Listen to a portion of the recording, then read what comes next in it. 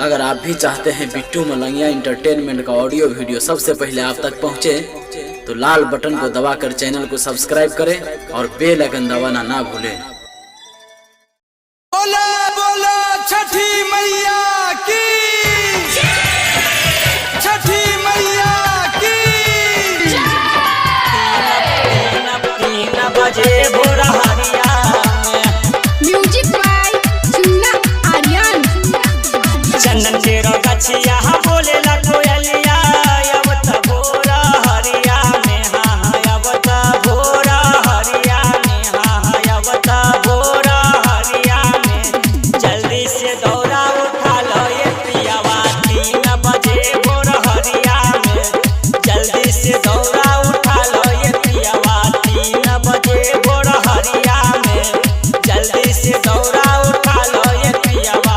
3 बजे भोर हरिया में 3 बजे भोर हरिया में रईमा छठी मैया की।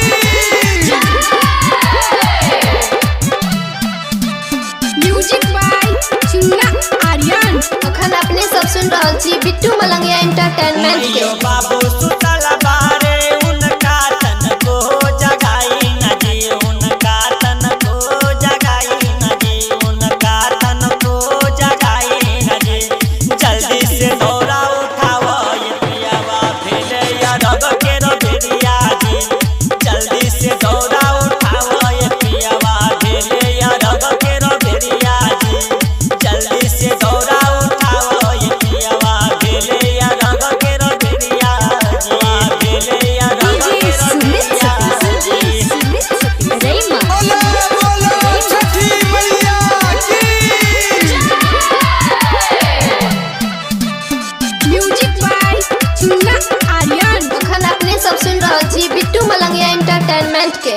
ननका बबुआ रोता थे, उनका के जल्दी मनाई न जी, उनका के जल्दी मनाई न जी, उनका के जल्दी मनाई न जी।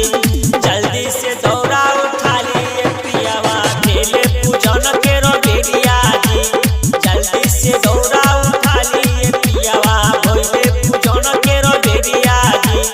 जल्दी से दौड़ा उठा लिए पियावा, भेले पूजन के रबेरिया जी। भेले पूजन के रबेरिया जी। रईमा छठी मैया की। Music by Chunna Aryan. अखन अपने सब सुन रहल छी बिट्टू मलंगिया एंटरटेनमेंट के। गायक मुन्ना देवरवा जल्दी पियरी निकाल के पहिरा हो, हाँ पियरी निकाली के पहिरा हो, हाँ पियरी निकाली के पहिरा हो।